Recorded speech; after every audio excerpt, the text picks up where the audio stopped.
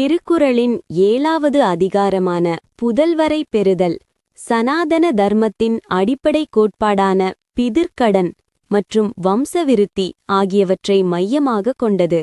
சமண மற்றும் பௌத்த மதங்கள் பிறப்பை துன்பமாகவும் குடும்பப்பற்றை முக்திக்கு தடையாகவும் பார்த்தபோது, வள்ளுவர் புதல்வரை பெறுவதை ஒரு பேறாகவும் கடமையாகவும் கருதுகிறார். இதோ இந்த அதிகாரம் சமண மற்றும் பௌத்த மதங்களிலிருந்து வேறுபடும் விதம் குறித்த கட்டுரை. அதிகாரம் 7. புதல்வரை பெறுதல். The blessing of offspring. Valluvar இங்கு குழந்தைகளை வெறும் ஆசை பொருளாக பார்க்காமல், ஒரு மனிதனின் கடந்த கால மற்றும் வருங்கால ஆன்மீக வாழ்வை இணைக்கும் பாலமாக பார்க்கிறார். 1. எழுபிறப்பு மற்றும் கர்மவினை. The concept of 7 births. Valluvar வம்சாவளியின் சிறப்பை இவ்வாறு கூறுகிறார். எழுபிறப்பும் தீயவை தீண்டா பழிப்பிலா பண்புடை புதல்வர் பெறின். குறள் 62. விளக்கம். பழிப்பில்லாத நல்ல பண்புடைய பிள்ளைகளை பெற்றால் ஒருவனுக்கு 7 பிறவிகளிலும் துன்பம் தரும் தீவினைகள் அணுகாது. வேறுபாடு. சமண மற்றும் பௌத்த மதங்களில் 7 பிறப்பு என்ற கருத்து இருந்தாலும், பிள்ளைகளால் ஒருவனுடைய கர்ம வினையை குறைக்க முடியும் என்ற கருத்தை அவை ஏற்பதில்லை. ஒவ்வொருவனும் தன் கர்மாவை தான் மட்டுமே அனுபவிக்க வேண்டும், இண்டிவிஜுவலிஸ்டிக் கர்மா என்பது அவை கூறும் விதி. ஆனால் சனாதன தர்மத்தில் ஒரு நல்ல புதல்வன் செய்யும் தர்ம காரியங்கள் அவனது முன்னோர்களின் பாவங்களை நீக்கும் வலிமை கொண்டவை. இதைத்தான் வள்ளுவர் எழுபிறப்பும் தீயவை தீண்டா என்கிறார். 2. பிதிர்க்கடன் தீர்த்தல். பெரும் அவற்றுள் யாம் அறிவது இல்லை அறிவு, அறிவறிந்த மக்கட்பேறு அல்ல பிற. சனாதன பின்னணி. சனாதன தர்மத்தில் ஒரு மனிதன் பிறக்கும்போதே 3 கடன்களுடன் பிறக்கிறான். தேவகடன், ரிஷிகடன் மற்றும் பித்ருக்கடன், அதாவது முன்னோர் கடன். புதல்வனை பெற்று தர்மத்தை வளர்ப்பதன் மூலமே ஒருவன் தன் பித்ருக்கடனிலிருந்து விடுபடுகிறான். புத் என்னும் நரகத்திலிருந்து தந்தையை காப்பவன் என்பதால் அவன் புத்திரன் எனப்படுகிறான். வேறுபாடு. சமண பௌத்த மதங்கள் வம்சவிருத்தியை பந்தமாக மட்டுமே பார்த்தன. பிள்ளைகளை பெற்று பிதிர்களை காக்க வேண்டும் என்ற தர்ப்பணம் அல்லது சிரார்த்த சடங்குகளை அவை நிராகரித்தன. ஆனால் வள்ளுவர் மக்கட்பேற்றை விட பெரிய பாக்கியம் எதுவுமில்லை என்று கூறுவது அவர் பித்ரு தர்மத்தை ஏற்பதையே காட்டுகிறது. 3. தந்தை மகர்காற்றும் உதவி. தந்தை மகர்காற்றும் உதவி அவையத்து முந்தியிருப்பச் செயல். விளக்கம். ஒரு தந்தை தன் மகனுக்கு செய்யும் மிகப்பெரிய உதவி அவனை அறிஞர்கள் நிறைந்த அவையில் முதன்மையாக விளங்கச் செய்வது, அதாவது கல்வி புகட்டுவது. வேறுபாடு. சமண பௌத்த மதங்களில் தந்தை மகனுக்கு செய்யும் சிறந்த உதவி அவனை துறவரத்திற்கு தயார் செய்வதே ஆகும். புத்தர் தன் மகன் ராகுலனை துறவியாக்கியது போல. ஆனால் வள்ளுவர் மகன் உலகியல் அறிவிலும் சமூகத்திலும் தலை சிறந்து விளங்க வேண்டும் என்கிறார். இது சனாதன தர்மம் கூறும் சமூக பொறுப்பு மற்றும் பிரம்மச்சரிய ஆசிரம கல்வியின் முக்கியத்துவத்தை காட்டுகிறது. 4. எண்ணூற்றான்கொள் எனும் சொல். மகன் தந்தைக்கு ஆற்றும் உதவி இவன் தந்தை எண்ணூற்றான்கொள் எனும் சொல். குறள் 70. வேறுபாடு. ஒரு மகனின் செயலால் தந்தையின் தவம் தார்மீக உயர்வு பாராட்டப்படுவது சனாதன மரபு. பிள்ளைகள் செய்யும் நற்செயல் அவர்களின் தந்தைக்கும் புண்ணியத்தை தரும் என்ற இந்த கூட்டு புண்ணியம் என்ற தத்துவம் சமண பௌத்த மதங்களில் கிடையாது. ஆதார கட்டுரை சுருக்கம். சமண மற்றும் பௌத்த மதங்கள் பிள்ளை பேற்றை பிறவிப் பெருங்கடலின் ஒரு சுழலாக பார்த்தபோது, வள்ளுவர் அதை 7 பிறவிகளை தூய்மைப்படுத்தும் ஒரு புண்ணிய செயலாகக் கண்டார். 7 பிறவி மற்றும் புதல்வர் மூலம் கர்ம வினையை தடுத்தல் போன்ற கருத்துக்கள் வள்ளுவரின் சிந்தனை வேதகால பித்ரு தர்மத்தோடும் புருஷார்த்தங்களோடும் எவ்வளவு ஆழமாக இணைந்துள்ளது என்பதை நிரூபிக்கின்றன. திருக்குறளின் 8வது அதிகாரமான அன்புடைமை மனித உணர்வுகளின் அடிப்படையான அன்பை பற்றி பேசுகிறது. இது மேலோட்டமாக பார்த்தால் சமணத்தின் அகிம்சை அல்லது பௌத்தத்தின் கருணை போல தோன்றலாம். ஆனால் வள்ளுவர் காட்டும் அன்பு என்பது குடும்பம், சுற்றம் மற்றும் இல்லற கடமைகளிலிருந்து கிளைப்பதாகும். இது சமண பௌத்த மதங்களின் துறவு நிலை சார்ந்த உலகளாவிய கருணையிலிருந்து முற்றிலும் மாறுபட்டு சனாதன தர்மத்தின் பக்தி மற்றும் வாஞ்சல்ய தத்துவத்தோடு ஒத்துப்போகிறது. இதோ இந்த அதிகாரம் சமண பௌத்த மதங்களிலிருந்து வேறுபடும் விதம் குறித்த கட்டுரை. அதிகாரம் 8. அன்புடைமை, the possession of love. Valluvar அன்பை வெறும் உயிரிரக்கமாக மட்டும் பார்க்காமல் அதுவே ஒரு மனிதனை தர்மத்தில் நிலைநிறுத்தும் சக்தியாக கருதுகிறார். 1. அன்பிற்கு முண்டோ அடைக்குந்தாள். விளக்கம்: அன்பிற்கு அடைத்து வைக்கும் கதவு இல்லை. அன்புக்குரியவரின் துன்பத்தைக் கண்டால் கண்கள் தானாகவே கண்ணீரை சிந்தி அன்பை வெளிப்படுத்திவிடும். வேறுபாடு: சமண மற்றும் பௌத்த மதங்கள் உணர்ச்சிகளை கட்டுப்படுத்துவதை இலக்காக கொண்டவை. அழுவது அல்லது உணர்ச்சி வசப்படுவது என்பது மோட்ச பாதையில் ஒரு பலவீனமாக கருதப்படுகிறது. ஆனால் வள்ளுவர் கண்ணீர் சிந்துவதை அன்பின் அடையாளமாக போற்றுகிறார். இது சனாதன தர்மம் கூறும் பக்தி நெறிக்கு நெருக்கமானது. ஒரு பக்தன் தன் இறைவனுக்காகவோ அல்லது சக மனிதனுக்காகவோ உருகி அழுவதை, பிரேமையை வள்ளுவர் ஏற்கிறார். 2. அன்பின் வழியது உயிர்நிலை, சோல் அண்ட் பாடி கனெக்ஷன்.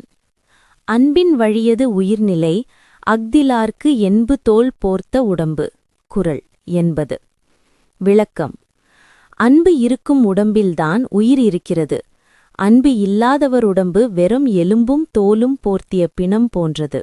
வேறுபாடு: புத்த மதம் ஆத்மா என்ற ஒன்றையே ஏற்பதில்லை, அனாத்மவாதம்.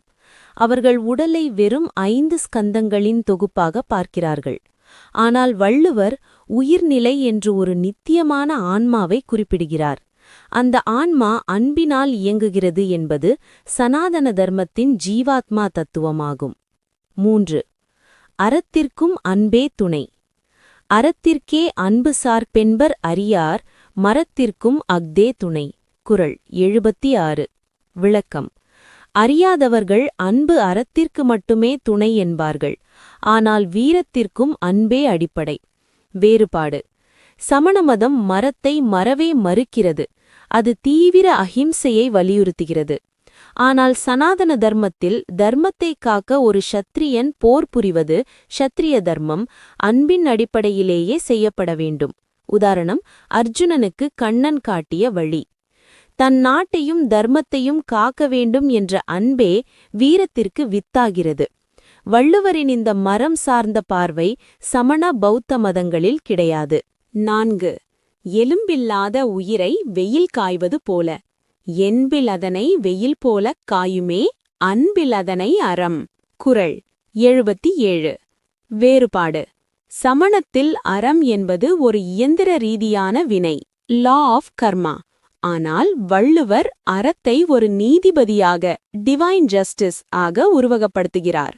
அன்பு இல்லாதவனை அறம் தண்டிக்கும் என்பது சனாதன தர்மத்தில் யமதர்மன் அல்லது ஈஸ்வரன் தர்மத்தை மீறுபவர்களை தண்டிப்பார் என்ற கருத்தோடு ஒத்துப்போகிறது.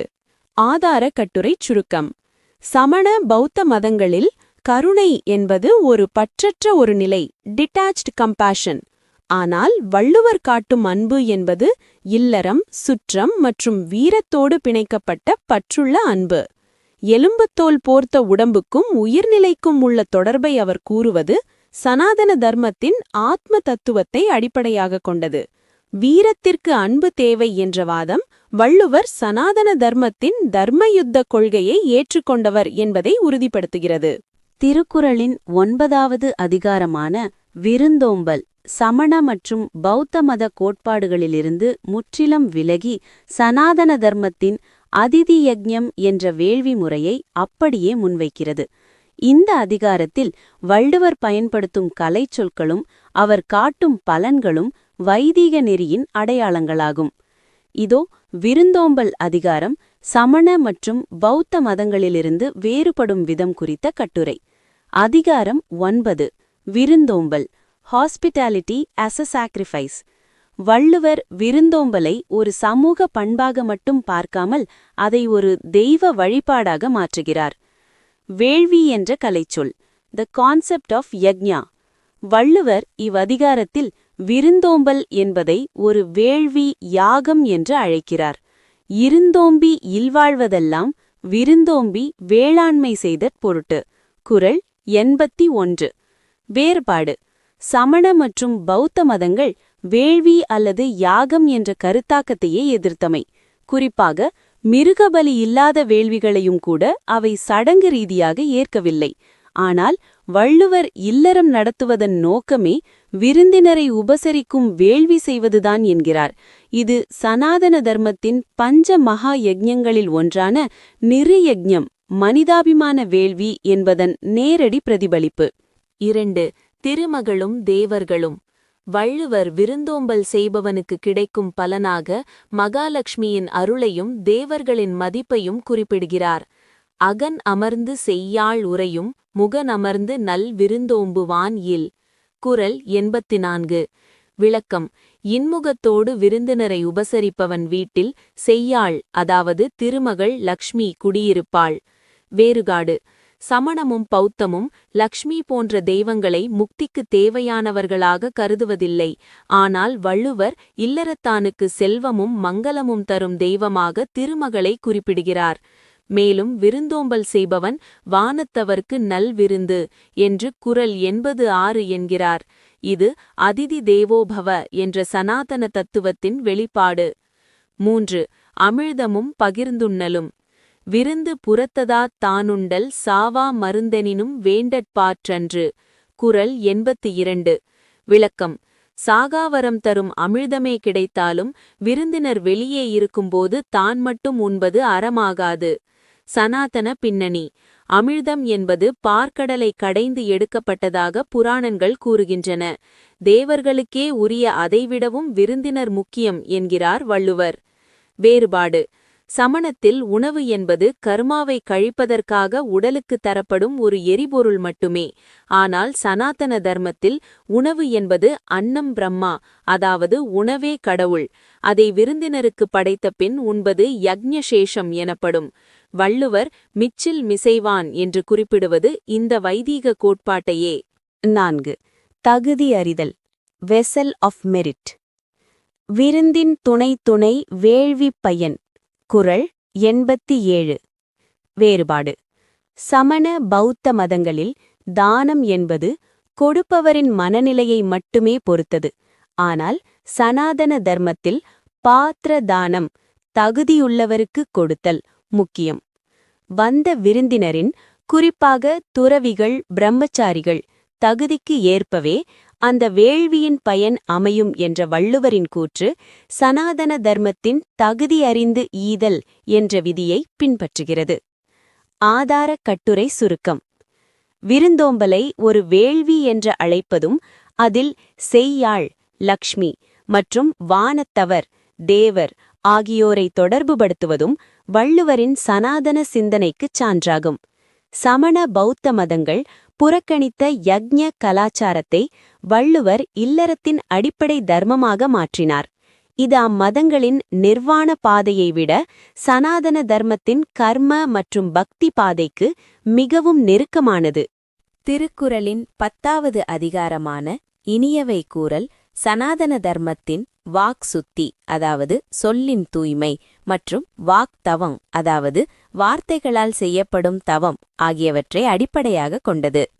இது மேலோட்டமாக சமணத்தின் சூன்ய அமைதி அல்லது பௌத்தத்தின் சரியான பேச்சு அல்லது சம்மா வாச்சா போல தோன்றினாலும் பலன்களை அடைவதிலும் அதன் நோக்கத்திலும் சனாதன தர்மத்தின் தனித்துவமான முத்திரையை கொண்டுள்ளது. இதோ இனியவை கூறல் அதிகாரம் சமண பௌத்த மதங்களிலிருந்து வேறுபடும் விதம் குறித்த கட்டுரை. அதிகாரம் 10. இனியவை கூறல். த வெர்ച്யூ ஆஃப் ஸ்வீட் ஸ்பீச். வள்ளுவர் இங்கு இன்சொல்லை வெறும் சமூக நாகரிகமாக பார்க்காமல் ஒரு மனிதனின் கர்ம வினையை குறைக்கும் ஆன்மீக கருவியாக பார்க்கிறார். 1. வாக்தவம் மற்றும் அறம் பெருகும் நிலை. த பெனன்ஸ் ஆஃப் ஸ்பீச். அல்லவை தேய அறம் பெருகும் நல்லவை நாடி இனிய சொலின். குறள் 96. விளக்கம். நன்மையானவற்றை ஆராய்ந்து இனிய சொற்களை பேசினால் ஒருவனுடைய பாவங்கள், அதாவது அல்லவை, தேய்ந்து புண்ணியம் அறம் பெருகும். வேறுபாடு. சமண மதம் நிர்ஜரா அடைய உடலை வருத்தும் காய கிளேச தவம் அவசியம் என்கிறது. ஆனால் சனாதன தர்மத்தின் பகவத்கீதை 17.15 பிறரை நோகடிக்காமல் உண்மையான இதமான சொற்களை பேசுவதே வாக்கினால் செய்யப்படும் தவம் என்கிறது. வள்ளுவர் அல்லவை தேய என்று குறிப்பிடுவது இன்சொல் பேசுவதே ஒரு பிராயச்சித்தம் அல்லது தவம் என்ற சனாதன கொள்கையை 2 இம்மையும் மறுமையும் தரும் இன்பம். Fruits in both worlds. Valluvar இன்சொல்லுக்கு தரும் பலன் மிகவும் முக்கியமானது. சிறுமையுள் நீங்கிய இன்சொல் மறுமையும் இம்மையும் இன்பம் தரும். விளக்கம்: தீமையற்ற இன்சொல் இப்பிறவியிலும் அதாவது இம்மையிலும், அடுத்த பிறவியிலும் அதாவது மறுமையிலும் இன்பத்தை தரும். வேறுபாடு: பௌத்த மதம் மறுமை அல்லது ஸ்வர்க்க இன்பங்களை தற்காலிகமானவை என்றும் அவற்றை துக்கம் என்றும் கருதுகிறது. நிர்வாணமடைவதே அவர்களின் இலக்கு. ஆனால் சனாதன தர்மம் அப்யுதய அதாவது இவ்வுலக இன்பம் மற்றும் நிஷ்ரேயச அதாவது மறுவுலக மேன்மை ஆகிய இரண்டையுமே அங்கீகரிக்கிறது. வள்ளுவர் இம்மையும் மறுமையும் என்று பிரித்து கூறுவது சனாதன தர்மத்தின் ஸ்வர்க்கம் மற்றும் லோக தத்துவங்களின் வெளிப்பாடாகும். 4 வறுமை நீக்கும் Vaglakshmi. The grace of goddess Lakshmi. துன்புருவும் துவ்வாமை இல்லாகும் யாரொட்டும் இன்புருவும் இன்சொல் அவர்க்கு. குறள் 94. விளக்கம்: அனைவரிடமும் இன்சொல் பேசுபவனுக்கு வறுமை அணுகாது. சனாதன பின்னணி: சனாதன தர்மத்தில் நாவில் சரஸ்வதியும் லக்ஷ்மியும் வசிக்கிறார்கள். இன்சொல் பேசுபவனிடம் வாக்லக்ஷ்மி கடாட்சம் இருக்கும் என்பது நம்பிக்கை. வேறுபாடு: சமண பௌத்த மதங்கள் வறுமையை துறவரத்திற்கு வசதியாகவே பார்த்தன. ஆனால் வள்ளுவர் இன்சொல் பேசுபவனுக்கு இவ்வுலக வாழ்வு வளமாக துவ்வாமை இல்லாகும் அமையும் என்கிறார். இது சனாதன தர்மத்தின் சமூக வளம் மற்றும் அறவாழ்வு என்ற சமநிலையை காட்டுகிறது. ஆதாரக் கட்டுரை சுருக்கம்: சமண பௌத்த மதங்கள் பேச்சை குறைப்பதையும் மௌனத்தையும் மோட்சத்திற்கு வழியாக சொன்னபோது வள்ளுவர் பேச்சை ஒரு தர்ம வேள்வியாக மாற்றினார். மறுமையும் இம்மையும் இன்பம் தரும் என்ற கூற்றும் பாவம் தேயும் என்ற கருத்தும் வள்ளுவரின் சிந்தனை கர்மவினை, புண்ணிய, பாவம் மற்றும் தேவருலகம் சார்ந்த சனாதன கோட்பாடுகளில் ஊன்றியிருப்பதை உறுதிப்படுத்துகின்றன. முடிவுரை: இந்த முதல் 10 அதிகாரங்களை ஆய்வு செய்ததில் வள்ளுவர் சமண பௌத்த மதங்கள் முன்வைத்த துறவு மற்றும் வெறுமை நெகேஷன் பாதையை விட சனாதன தர்மம் முன்வைக்கும் அறம் சார்ந்த இல்லறம் மற்றும் வேள்வி அஃபர்மேஷன் பாதையையே உயர்த்தி பிடிக்கிறார் என்பது தெளிவாகிறது. AI உதவியுடன் தொகுத்து வழங்குவது சுவாமி வித்யானந்தா, கன்னியாகுமரி. வாட்ஸ்அப் குருவில் இணைய 9789374109.